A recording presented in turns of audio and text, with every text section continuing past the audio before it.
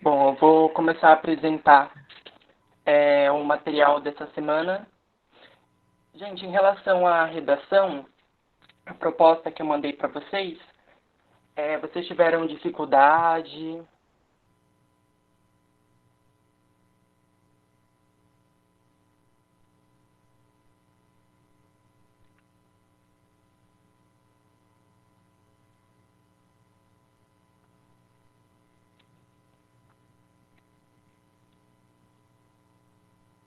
Colocando aqui só para apresentar.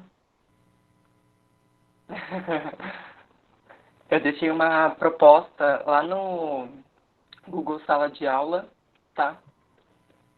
Mas não tem problema se vocês quem não conseguiu fazer, pode entregar depois, não tem problema nenhum. Só peço que se vocês tiverem alguma dificuldade, pode pedir ajuda, entrar em contato. Hoje eu vou deixar uma nova proposta, mas vocês não precisam ficar ansiosos, nem nervosos, nem nada. Façam no tempo de vocês. Não tem problema, só vamos nos comunicando. Alguns alunos falaram que estavam com dificuldade, na verdade, em postar a redação lá no Google Sala de Aula. E aí, para quem tiver com dificuldade, quiser mandar pelo e-mail ou pelo WhatsApp, não tem problema. Eu vou deixar o e-mail no final dessa apresentação e aí eu passo para vocês. Ou então, se preferir, também tem uma pasta no Drive que dá para vocês colocarem lá a redação de vocês dessa primeira proposta.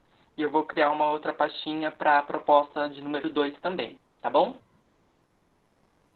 Então, começando hoje, o tema da aula é interpretar, na verdade, as propostas de redação. Quando a gente se depara, quando a gente vai no Enem, a dia lá de redação, a primeira coisa que a gente faz, a maioria das pessoas, é olhar qual que é o tema que o Enem está propondo esse ano, né? E aí, muita gente acaba já nesse momento complicando a sua vida, porque não sabe delimitar bem o que é o tema que foi proposto e acaba escrevendo a sua redação sobre o assunto, na verdade, que o Enem propõe. Como assim? Então, em 2015, o título do tema é A Persistência da Violência contra a Mulher na Sociedade Brasileira. Vocês conseguem me dizer, pode ser por voz ou pelo chat, vocês que sabem, do que vocês preferirem, na verdade, qual é o assunto dessa proposta, na verdade, e qual que é o tema? Vocês conseguem delimitar o que é o assunto e o que é o tema? Peço que vocês coloquem no chat ou abram o microfone, não tem problema. Deu para entender a diferenciação?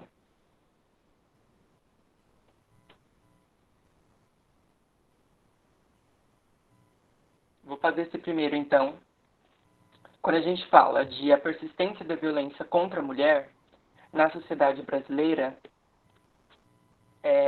a diferença aqui é que o assunto é violência contra a mulher. E o tema, na verdade, é o porquê essa violência ela ainda existe hoje no Brasil. Então, muita gente acabou perdendo pontos nas competências que são solicitadas por conta disso. Em vez de delimitar e escrever a sua redação focado nos motivos pelos quais ainda existe violência contra a mulher, acabaram escrevendo uma redação genérica sobre a violência contra a mulher na realidade. Isso vale para qualquer proposta de redação, independente se é uma que já foi passada ou as futuras. É sempre importante vocês terem ciência de que tema é diferente do assunto e que isso pode se confundir, tá? Não fiquem acanhados, não tenham medo de errar nem nada, porque é assim que a gente aprende mesmo. Então, coloquei aqui um pequeno esqueminha para vocês dos assuntos e dos temas, o que levou aí muita gente a cometer pequenos erros nessas propostas, né, de 2015 e a de 2018. Então, na de 2016, o assunto geral é intolerância religiosa, pensem como um macro assunto, e dentro disso, o Enem ele especificou, ele delimitou que vocês tinham que falar sobre o combate a essa intolerância.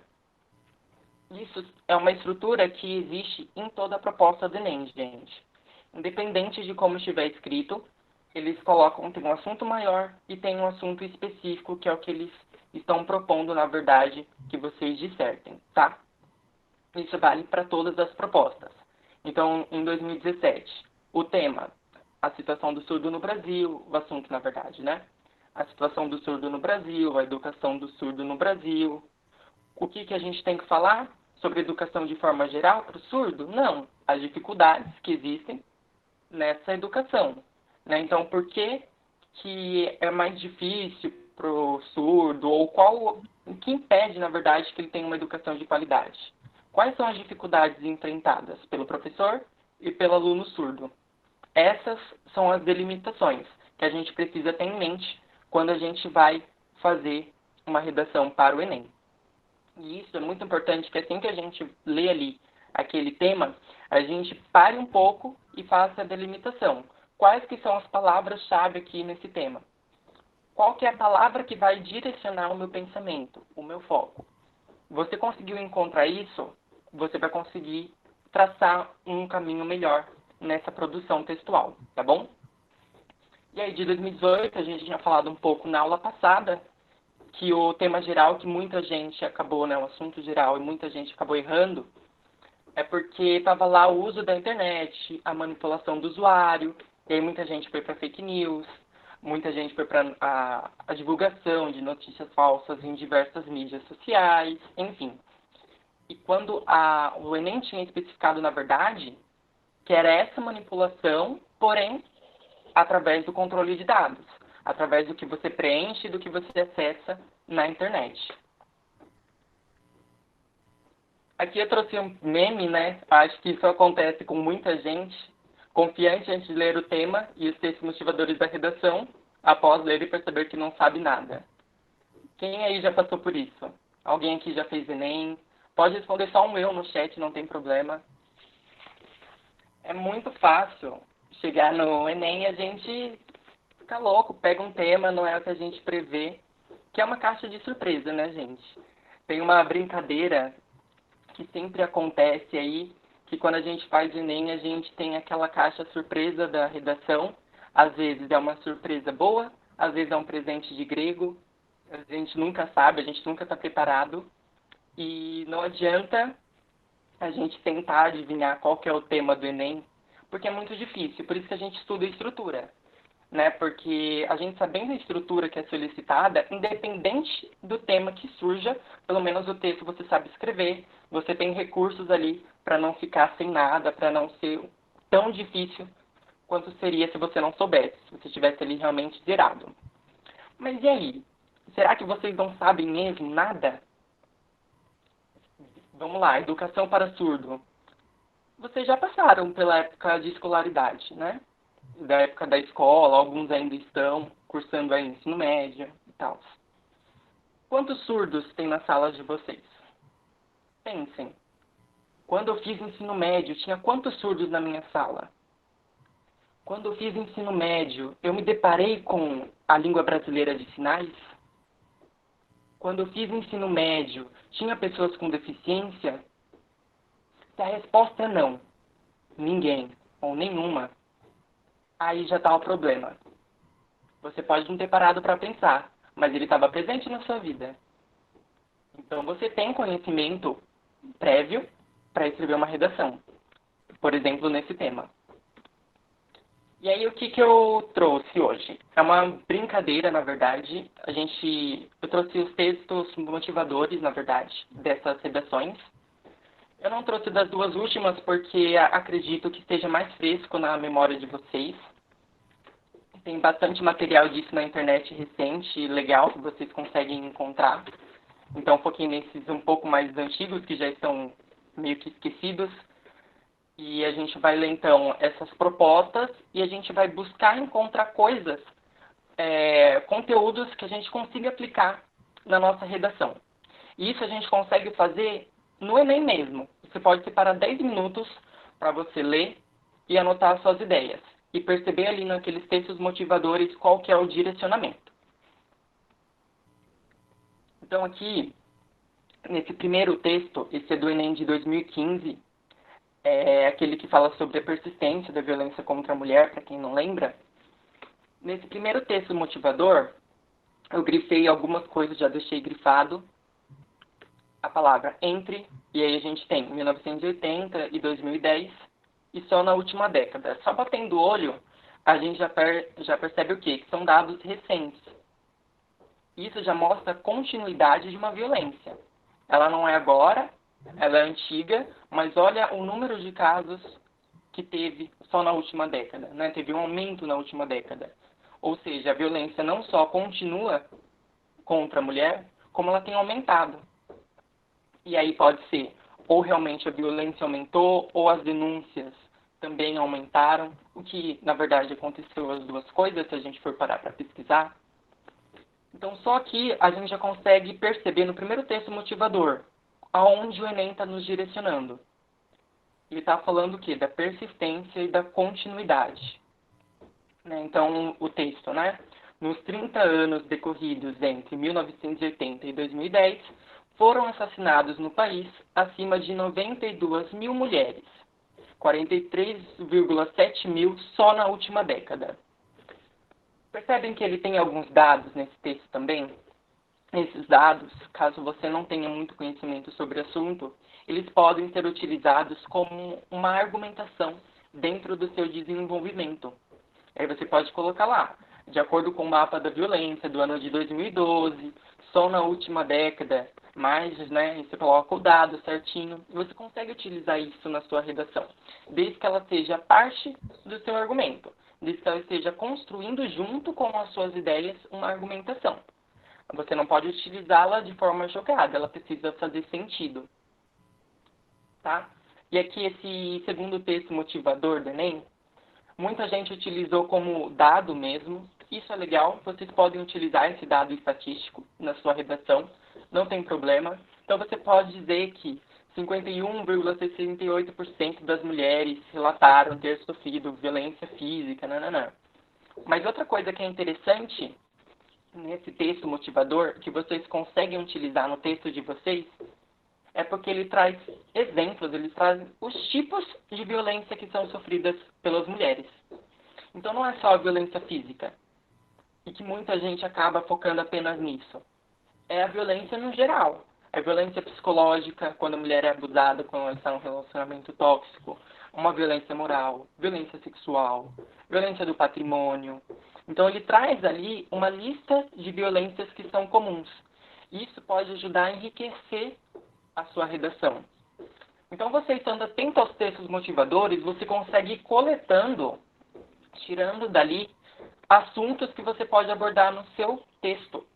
Você, estando atento a essa leitura, fazendo uma leitura atenta e crítica, você já consegue retirar ideias para a construção do seu texto. E dificilmente você vai fugir do tema, porque você está seguindo uma ideia que está dentro da proposta do Enem. Isso não significa copiar os textos motivadores. É perceber dentro dos motivadores o que é interessante dentro das suas ideias, que você pode utilizar, e o que você não é útil para você no momento. Vocês precisam ter essa consciência ali no momento de fazer a redação, tá? Passando para um outro texto motivador, eu pulei o texto 3, tá, gente? Era uma imagem apenas, uma imagem publicitária, dizendo basta ao feminicídio. Ele traz uma palavra que poderia ser muito utilizada no seu texto, é uma palavra-chave também, feminicídio, mas ele não traz muito outros dados, então nem coloquei a palavra em si. Hoje já é mais divulgada, a gente já tem mais acesso, a gente já consegue conceituar um pouco melhor, então não achei necessário trazer. Mas nesse texto 4, o que vocês têm que ver de interessante é que ele traz muitos dados e tem muitas citações aqui que a gente pode utilizar. Eu quero que vocês me respondam, qualquer um. Como vocês resolveriam esse problema? Vocês têm em mente como vocês resolveriam a violência, a persistência da violência contra a mulher? Não precisa ser dissertar nada como o Enem, é só ter uma ideia, fazer X. Ah, precisa de lei. bem simples mesmo, vocês têm uma ideia geral do que vocês colocariam. Se não tiver, não tem problema, só responde um não. Só pra gente debater mesmo isso.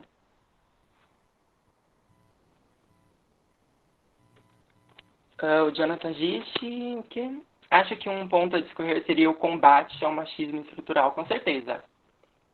E é uma boa isso do machismo estrutural, porque ele, na verdade, ele realmente é presente.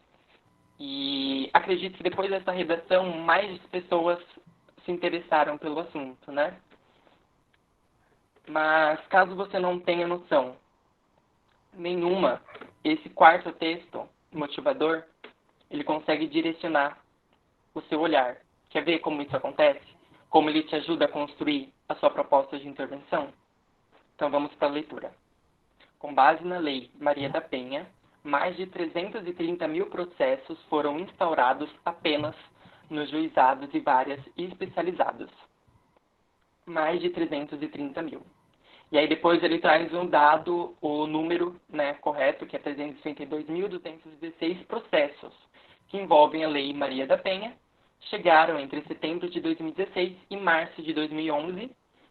Aí ele vai especificando e aí ele traz alguns dados também abaixo, né? Então, 33,4% de processos julgados, 9.715 prisões em flagrantes e 1.577 prisões preventivas decretadas. Eu cheguei lá no Enem, eu me deparei com esse tema, persistência da violência contra a mulher. Eu não sei como resolver esse problema. Esse texto, ele já direciona o seu olhar em que sentido? Eu tenho 330 mil processos relacionados à violência contra a mulher. Desses 330 mil, apenas 33% foram julgados. Vocês entendem o quanto esse número ele é discrepante? Não é nem a rigidez da lei. Qual que é o problema aqui? A impunidade. Eu tenho uma lei Maria da Penha que age contra a violência contra a mulher. Eu tenho 330 mil casos, eu tenho um aumento nas denúncias. Lá fala, 237 mil denúncias telefônicas, é muita denúncia. 7 em cada 10 mulheres relatam ter sofrido violência. Então o número é gigantesco. E aí a gente se depara com um número gigantesco de casos e apenas 33% deles são julgados. É um número muito discrepante. Não adianta eu ter uma lei que defende, que luta contra, e esses casos não serem julgados. Esses casos serem arquivados. Então, eu poderia até falar sobre uma rigidez da lei, mas aqui ele já direciona um pouco o nosso olhar. Então, no primeiro texto ele falou o quê? A violência ela continua e ela tem aumentado. Trouxe os dados de tipos de violência que as mulheres sofrem. Trouxe aqui os dados de denúncia. E trouxe também o quê? O número de casos que são julgados. Então ele vai te direcionando. Ele fala, olha, isso é um problema, ele não é de hoje. E depois ele vem falando sobre isso, olha, tem esse tipo de violência. Olha, teve tantos casos registrados, mas olha, só tantos casos que foram julgados. Então, nesse texto, você já conseguia direcionar caso você não tivesse ideia nenhuma. Você é uma folha em branco, você não sabe. Só que nesse último texto, ele já te dá uma ideia para você resolver o problema. Deu para entender? Vocês acharam interessante ou isso era uma coisa que vocês já sabiam e tudo certo? Eu vou passando para o próximo, tá? Mas aí qualquer coisa, pode falar. Se vocês quiserem falar também no microfone, sintam-se à vontade, tá, gente? E esses textos, esses slides, eu vou deixar lá também no Google Sala de Aula, para que vocês tenham acesso, para ir estudando mesmo, tá?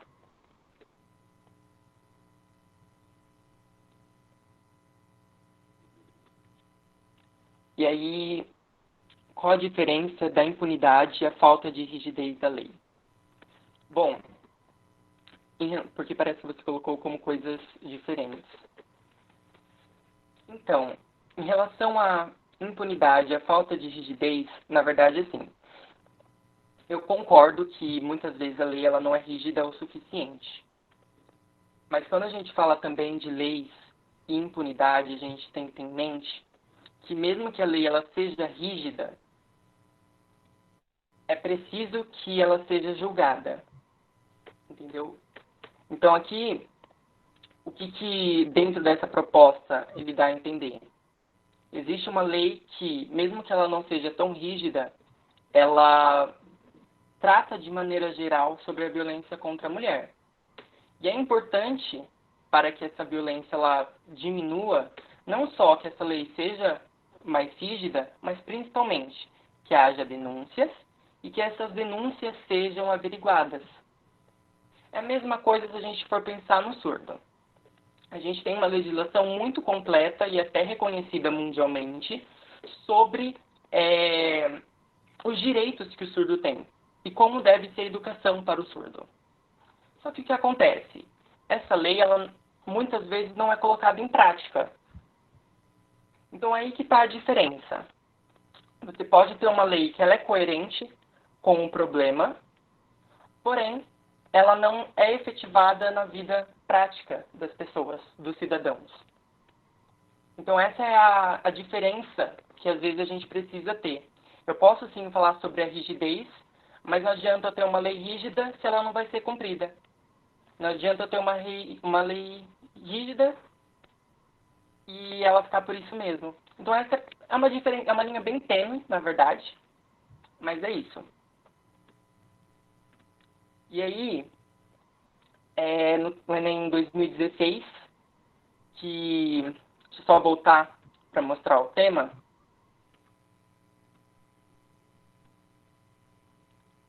Aqui, caminhos para combater a intolerância religiosa no Brasil.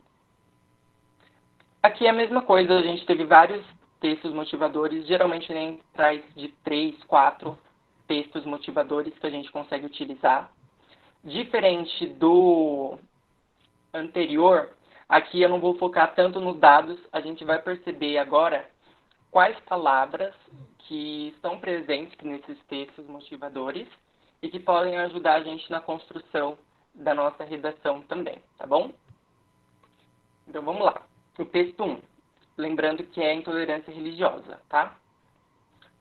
Em consonância com a Constituição da República Federativa do Brasil e com toda a legislação que assegura a liberdade de crença religiosa, as pessoas, além de proteção e respeito às manifestações religiosas, a laicidade do Estado deve ser buscada, afastando a possibilidade de interferência de correntes religiosas em matérias sociais, políticas e culturais, né, etc.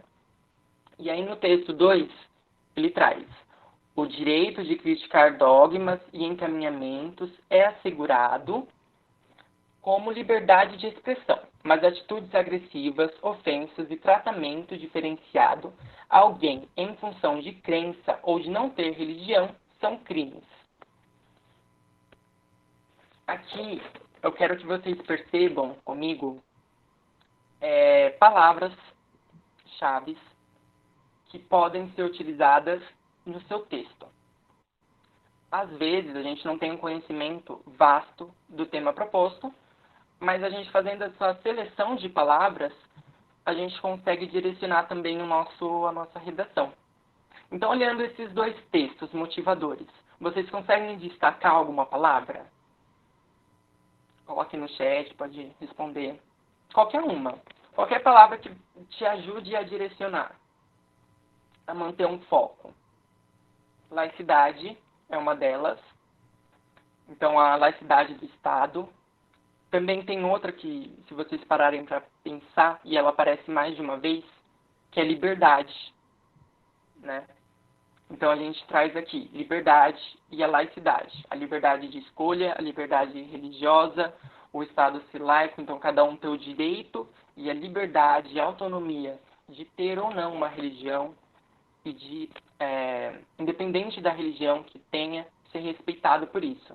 Então, a gente tem 3 palavras-chave aqui, que é liberdade, respeito e laicidade do Estado, que são palavras que, com certeza, podem estar no seu texto e que vão te ajudar e vão trazer um conhecimento da área. falar da laicidade do Estado, mesmo que esteja aqui no texto motivador, ela pertence ao mundo aí da questão legislativa, em questão religiosa mesmo. Então ela está dentro desse universo. E são palavras que, com certeza, elas vão enriquecer o seu texto. E a gente tem dogmas também, que é uma palavra que está dentro do contexto religioso e que você pode utilizar. Isso serve para qualquer texto. Você pega o texto motivador e você vai desmembrando ele. Você vai lendo calmamente, com atenção, e retirando dali, seja dados estatísticos, seja leis, seja palavras-chave, seja conceitos que vocês conseguem utilizar no momento da sua redação. E aí, uma dica que antes de você montar o seu rascunho, é montar um esqueleto. O que é um esqueleto? Você anotar antes as principais ideias que você consegue pensar com relação ao tema. Então, você delimita o tema, pode escrever mesmo, assunto, tema, procura palavra-chave, palavras que você consegue utilizar. Você pensou em citação, você pensou em alusão, vai anotando. E vai pegando, grifando também, ou circulando nos textos motivadores, palavras, conceitos ou dados que vocês conseguem utilizar. Aqui nesse texto, você poderia, por exemplo, usar dentro da argumentação da sua proposta, né?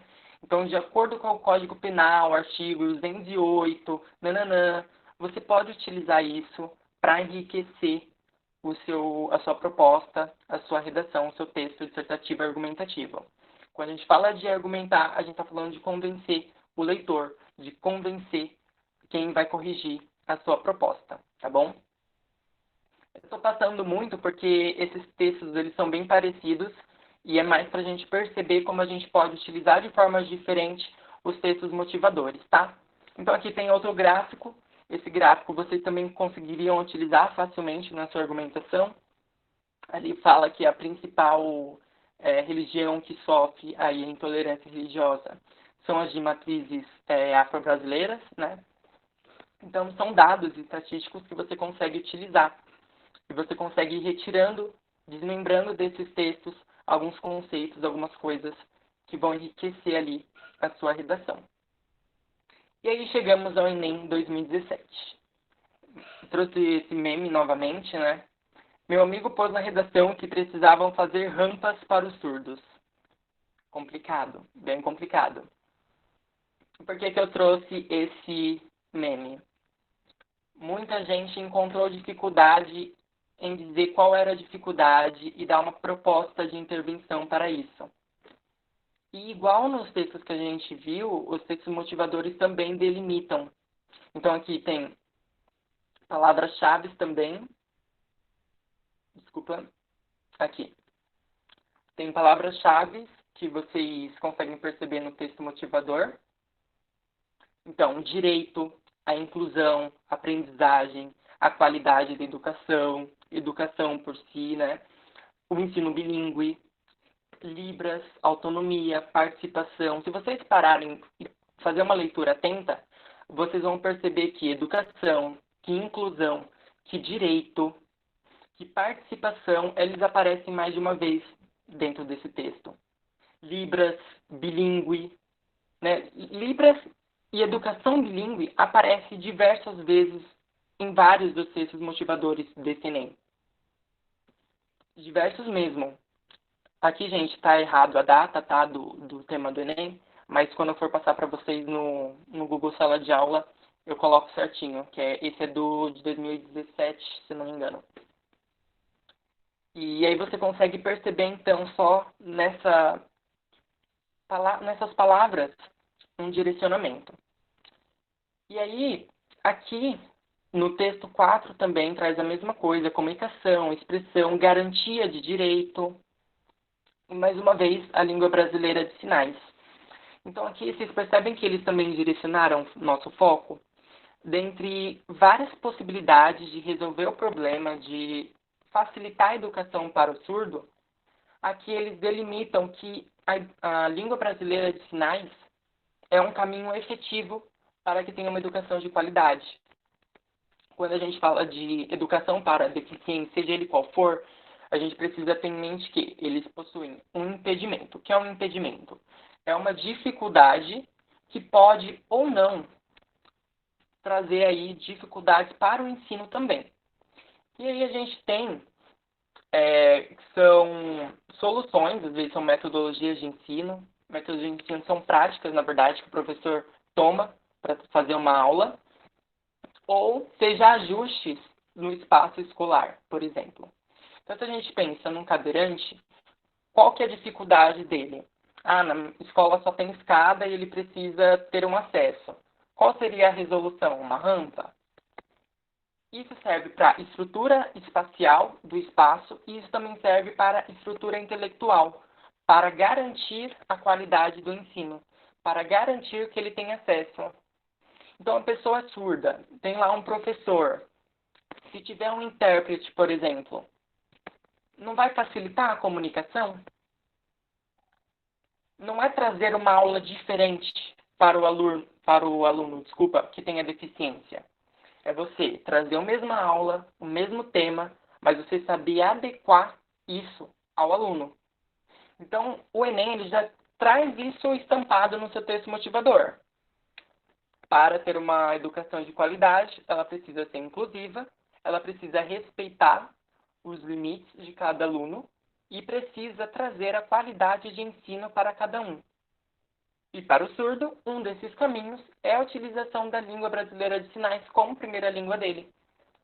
Muitas vezes, a Libras é considerada como um gesto, ela não é vista como uma língua. E aí o Enem ele traz essa discussão.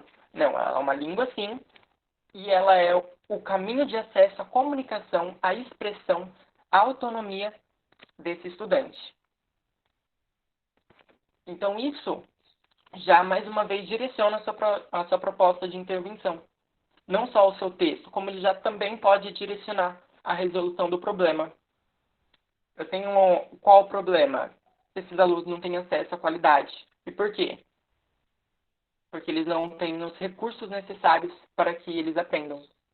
Então, seja falta de uma língua que seja de comunicação, seja falta de atividades que sejam acessíveis a esses estudantes, seja falta de preocupação do profissional que está ali na sala de aula junto com esse aluno. Enfim, aí vai ter N questões, tem N problemas que a gente poderia debater por horas, mas o Enem ele já delimitou que um dos grandes problemas é que muitas vezes as escolas não têm um profissional que tenha conhecimento de Libras ali para ajudar nessa inclusão.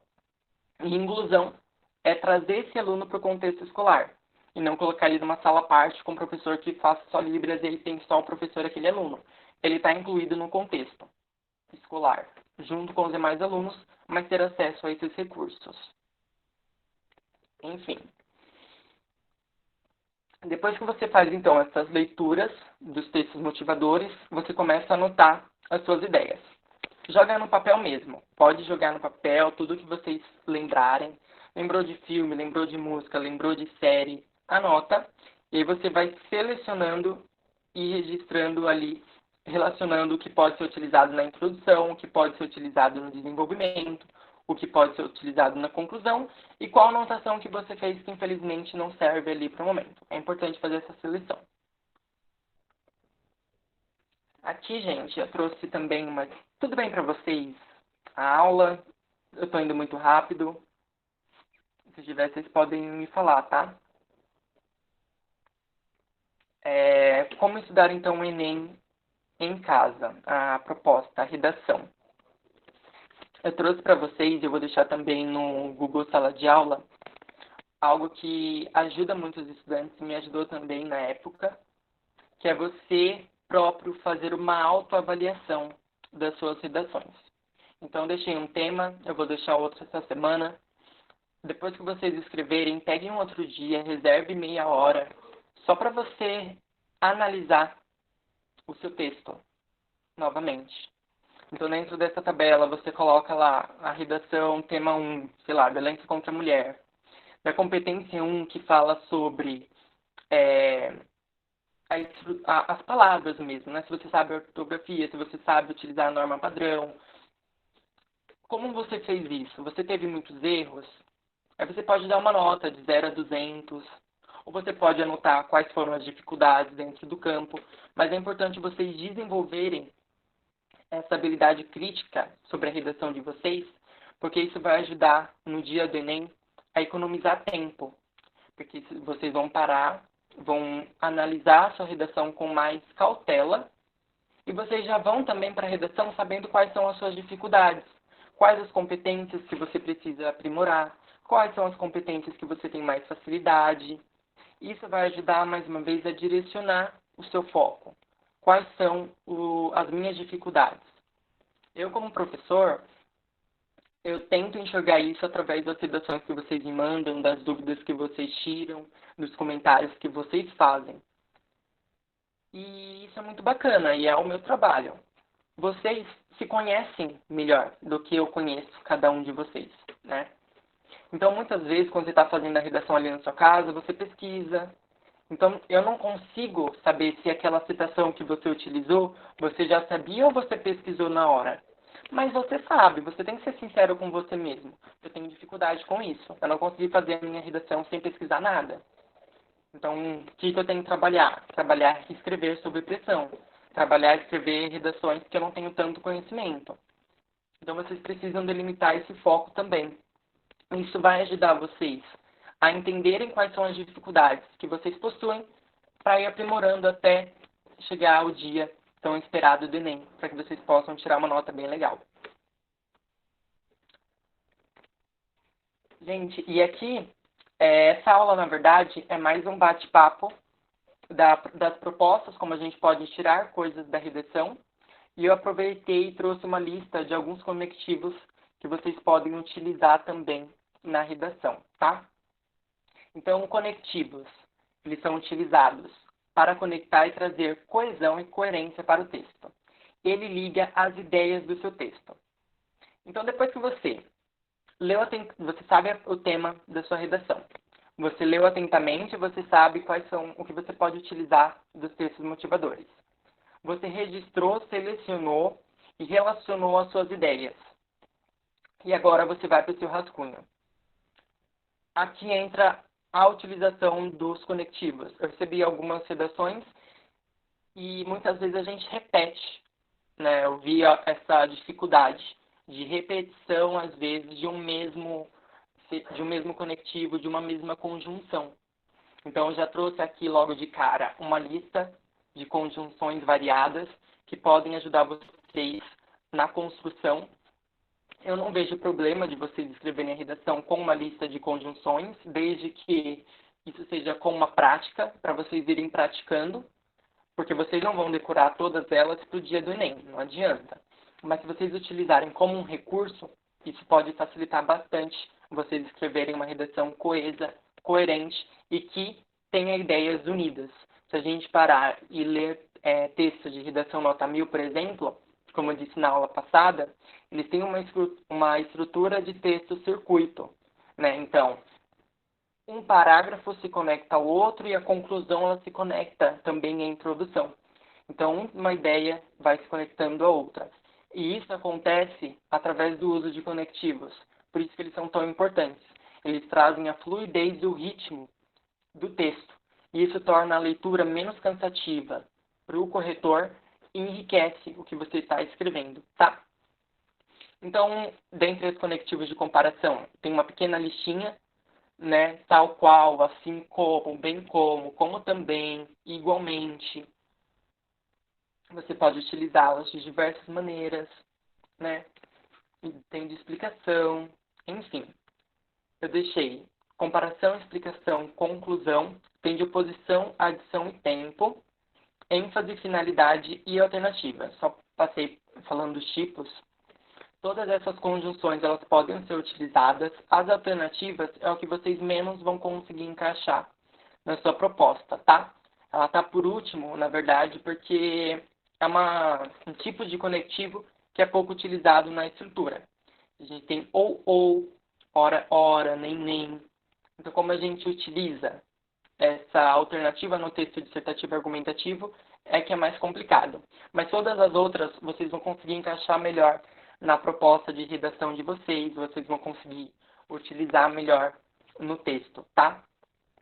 Então, essas de finalidade, por exemplo, com o propósito de, com o intuito de, com o fim de, a fim de, para que, essas conjunções são facilmente utilizadas no fim, na conclusão do seu texto. Aqui você pode utilizar também portanto. Então, você discorreu ali todo o texto. Portanto, para solucionar o problema da violência contra a mulher no Brasil, é necessário que haja uma lei mais rígida e também que ela seja aplicada. E você vai dissertando, você vai trazendo ali o seu argumento, qual o seu agente, como que vai ser feito.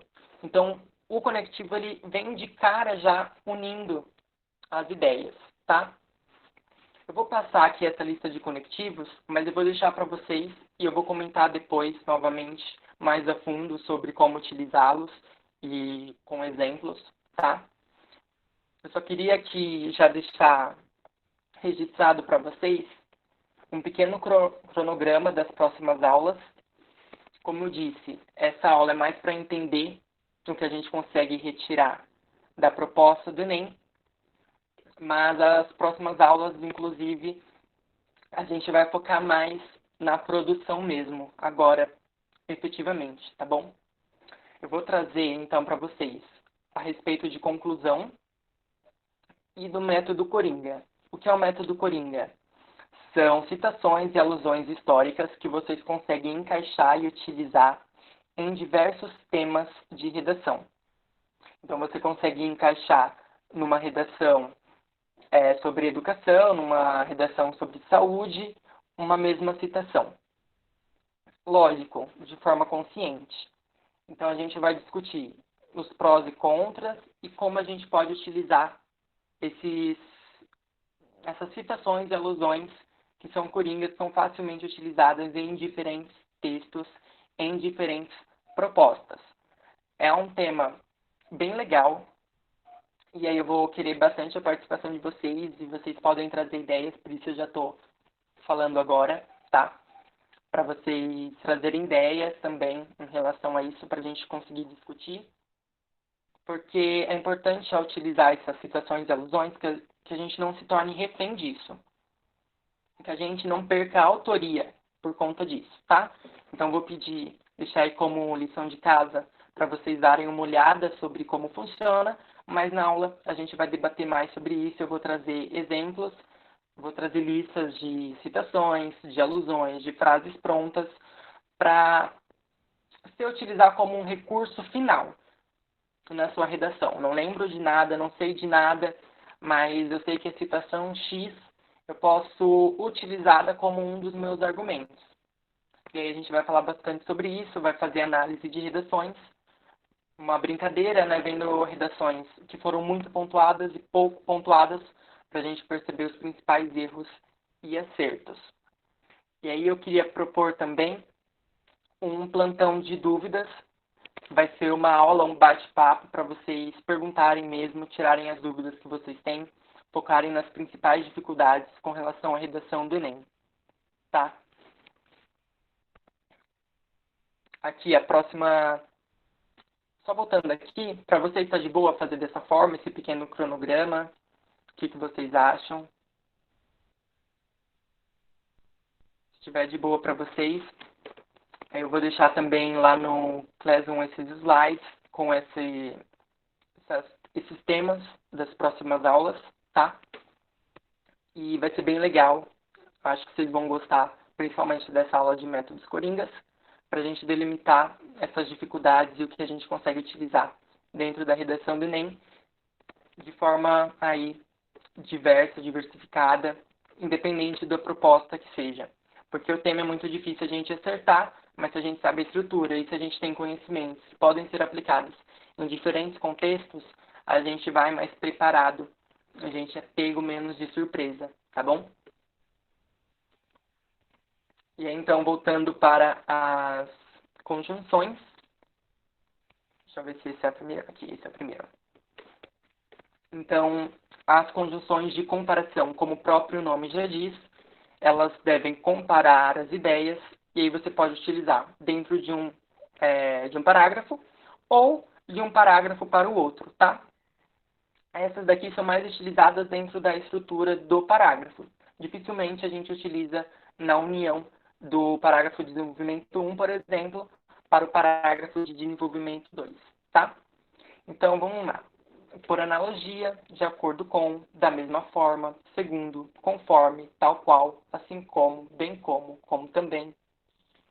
Quero que vocês pensem, se vocês conseguirem dar um exemplo com comparação, tá? Pode deixar registrado, bem simples. Aqui, uma que eu pensei, que é muito utilizada na redação do Enem, é como também. O como também ele é utilizado no dia a dia, é mais fácil da gente ver em textos, seja dissertativo argumentativo, seja de outros estilos também. Texto jornalístico a gente encontra em narrativas, encontra em contos, enfim. Essas comparações elas são bem diversificadas e elas servem para comparar ideias. Aqui tá de boa, gente, para vocês?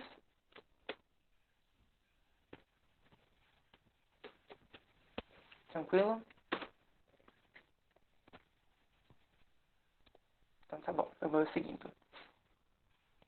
E aí eu vou deixar essa lista de conjunções, tá? Desculpa, eu passei sem querer. E aí as conjunções de explicação. Já que, de fato, em virtude de, uma vez que, visto que, posto que, de tal forma, ao passo que, devido, por conseguinte, que, porque e por quanto. Uma coisa que eu gostaria de falar para vocês é que muita gente utiliza, no momento de conjunções ou de vocabulário de forma geral nas redações, procura palavras que são mais rebuscadas, digamos assim. E não há necessidade. Às vezes você utilizar uma conjunção que você tenha conhecimento é melhor. Uma palavra que você conheça é melhor, porque isso evita erros, tanto de ortografia como também do sentido, né? O por quanto. Não sei utilizar por quanto. Utiliza uma outra. Você tem uma lista diversificada de conjunções que têm o mesmo sentido, né? Então, evitem utilizar conjunções ou nomes, né, palavras em si, que vocês não conheçam o significado direito, né, com profundidade, ou que vocês não consigam relacionar muito bem. Às vezes até fica até feio, ritmicamente falando, né? Parece que não se encaixa. Se você tem a sensação que não está se encaixando no seu texto, troca por uma outra. Por isso tem várias conjunções, né? Para que a gente consiga diversificar. Uma coisa que acontece muito é a repetição de conjunções. E aí o texto ele fica muito cansativo. E aí você perde pontos em uma das competências, que é a de coesão e coerência. Porque o corretor entende que você não tem conhecimento aprofundado sobre como construir uma argumentação e como conectar as suas ideias. E aí isso vai te fazer perder pontos em mais de uma competência. Vai fazer você perder ponto em duas competências na realidade, tá?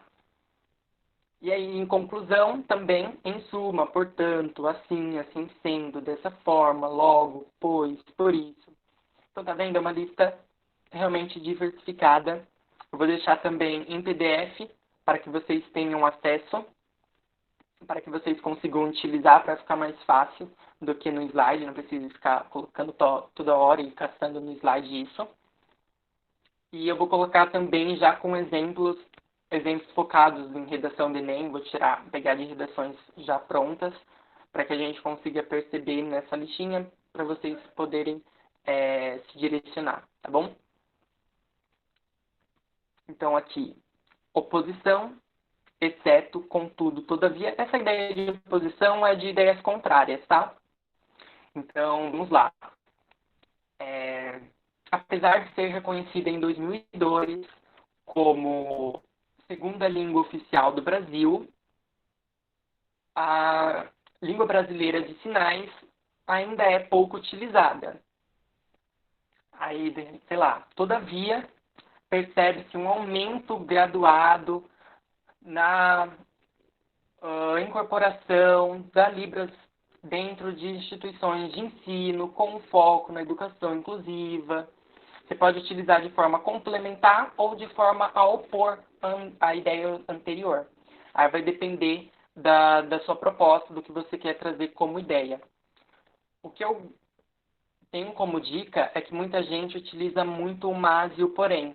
Não se tornem refém dessas duas conjunções. Elas são mais simples e elas podem ser utilizadas, isso não é desmérito nenhum. O que não pode é você pegar na redação e ter 2, 3 mais, 2, 3 porém, porque isso, como eu já disse antes, mostra a falta de profundidade e falta de conhecimento sobre a união de ideias, tá? Então, tem o todavia, tem o embora, tem o em contraste. Todas essas vocês podem utilizar dentro da redação. Em contraste, dependendo, vocês conseguem utilizar até para citação, né? Então, em contraste com a realidade atual, no livro X, percebe-se que a situação não é um problema, pois há, enfim, uma lei ou há uma consciência geral. Então, em contraste, vocês também conseguem utilizar não só para opor a ideia, mas dependendo para trazer uma citação. Matheus perguntou aqui, tem alguma quantidade, tipo, escolher umas 5 dessas para ir variando? Olha, não tem uma quantidade específica, tá? O que eu tenho para vocês, na verdade, é que assim, se o seu texto ele é separado em 4 parágrafos, que seriam um de introdução, 2 de desenvolvimento e um de conclusão, em 3 deles, logo de cara, vai necessitar de um conectivo. Às vezes, o conectivo pode não ser uma dessas conjunções. E qual que é essa diferença? Conjunção é uma palavra, ou 2, 3 palavras, que conectam ideias. O conectivo ele pode ser uma frase que serve aí, uma frase um pouco maior que serve para conectar as ideias também. Apesar de ser uma linha bem tênue, tem essa pequena diferenciação. Mas vocês não precisam se preocupar com isso. O importante é, no início de cada um dos parágrafos de desenvolvimento e de conclusão, vocês utilizarem uma frase que ajude a conectar a ideia passada com o que você está dizendo agora, ou um conectivo.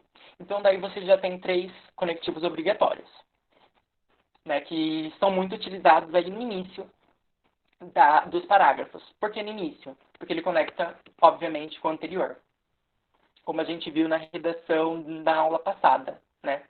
Então, 3 já são obrigatórios. E, de verdade, dificilmente, dentro desses parágrafos, você vai utilizar só ali, no início do parágrafo. Você vai acabar utilizando mais. Tem que fazer conexão com o parágrafo anterior, exatamente. Então, essa é a primeira dica. Fazer conexão com o parágrafo anterior, usar a conjunção. Daí você já vai usar 3. E depois conectar ideias dentro de um mesmo parágrafo. Então, você estava dizendo lá que a violência contra a mulher é um problema por conta disso, porém, existe uma lei que diz que o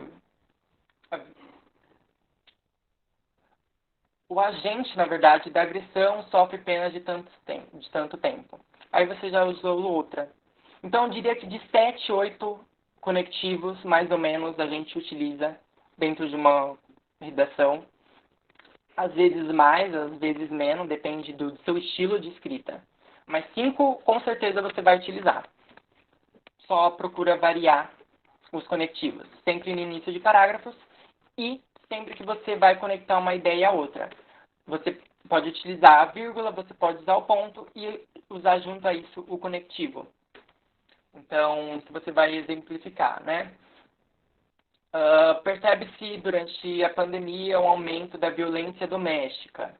Isto é, a violência sofrida dentro de casa por mulheres, através, por exemplo, dos seus parceiros sexuais, seus parceiros, enfim, seu marido. Aí entra diversas, né, situações. Você viu que eu utilizei o isto é para fazer uma exemplificação? Ele não está conectando um parágrafo do outro, mas ele está conectando ideia. É a ideia geral do conectivo. Conectar parágrafos e conectar ideias. E aí, para a próxima aula, o tema que eu proponho é o desequilíbrio entre consumo e sustentabilidade, tá? Tem uma figura de linguagem que eu não sei se lembro, ela se chama anáfora, que falam que não é muito bom. Não mesmo. O que é uma anáfora? Anáfora é a repetição de termos, tá? Mas aí, qual que é a grande questão? Muitas vezes, quando a gente cita um autor, né, você falou ali da citação, um filósofo ou, sei lá, um sociólogo, eles utilizam isso como um método para a escrita dele. E aí você acaba utilizando. O que a gente tem que evitar é repetição demasiada de um mesmo termo. Né? Então, é essa a delimitação da anáfora. Quando a gente fala de figura de linguagem anáfora, é porque ele repete por diversas vezes no mesmo parágrafo, no mesmo texto. E a gente deve evitar, na verdade, essa repetição. Só que ela acontece muitas vezes quando a gente cita algum autor, porque ele utiliza essa repetição para trazer uma ideia. Eu achei bem interessante essa sua pergunta. Eu vou trazer, então, também para vocês, vou pesquisar mais sobre isso, trazer essa diferenciação de exemplos na prática, para que a gente consiga perceber aonde a anáfora ela é bem utilizada, ela pode ser utilizada, e quando ela não cabe na redação, fica uma coisa estranha, tá? Porque isso tem bastante incitação, na verdade. Mas é essa diferenciação. Quando você faz uma citação direta, você não pode mudar muito o que foi escrito. Ficou meio confuso, se pode usar assim ou não. Fica mesmo confuso fazer essa delimitação mesmo. O que eu, particularmente, acho melhor é a não utilização de repetição alguma. Porque isso é uma penalidade, digamos assim, de forma geral. Mas em citação, ela é muito utilizada. Vou pegar um exemplo aqui, procurar um exemplo para mostrar na prática. Deixa eu ver se eu acho rapidinho.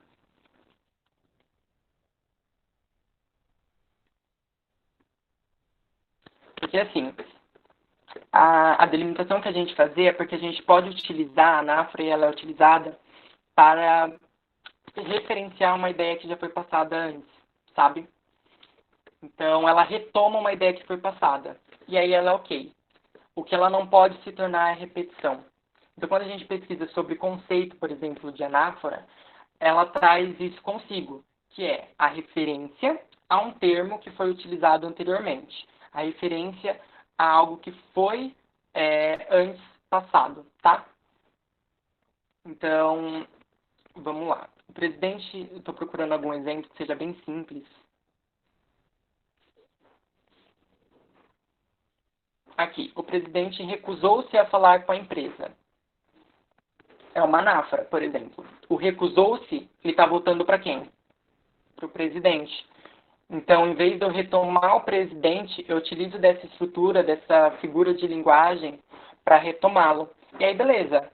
Eu não fiz uma repetição. Eu retomei o assunto sem repeti-lo. E aí ele é bacana.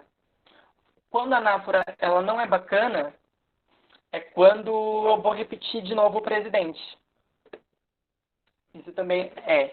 É porque isso de anáfora, ele dá um... Nossa, é um assunto que dá para discorrer bastante, sabe? Tipo, de verdade, assim, você pode discorrer bastante sobre essas figuras de linguagem. É um tema, na verdade, para uma aula. Dá para falar uma aula sobre isso. O amor é fogo, que isso. É ferida que há, assim, se vê. Esse texto é maravilhoso, inclusive. Deixa eu pegar aqui. Mas ele usa bastante. Deixa eu pegar. Camões. Mas aí eu Vou trazer isso então para uma aula completa, tá? Porque senão não dá tempo de explicar tudo isso.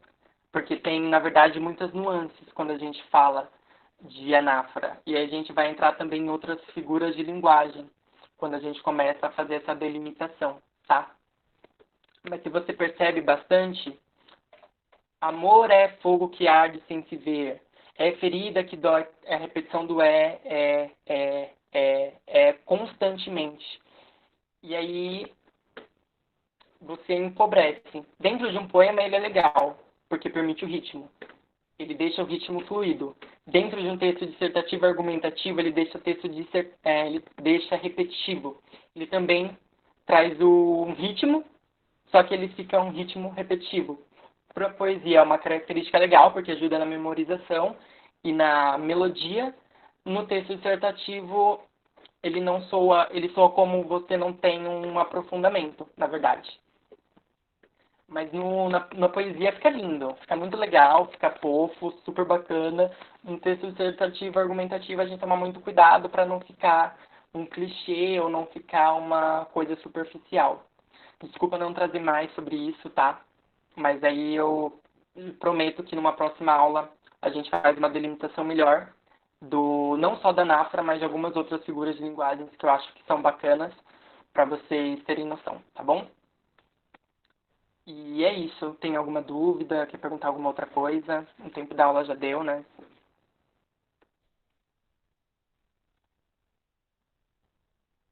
Então tá bom. Obrigado, então. Desejo aí um ótimo fim de semana para vocês. Desculpa aí qualquer coisa. A gente vai se adaptando com as aulas online.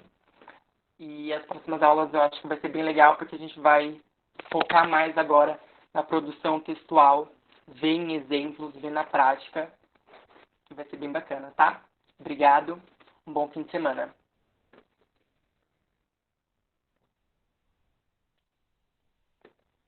E qualquer coisa, gente, chama no WhatsApp, chama no e-mail. Aqui no slide tá o meu e-mail também.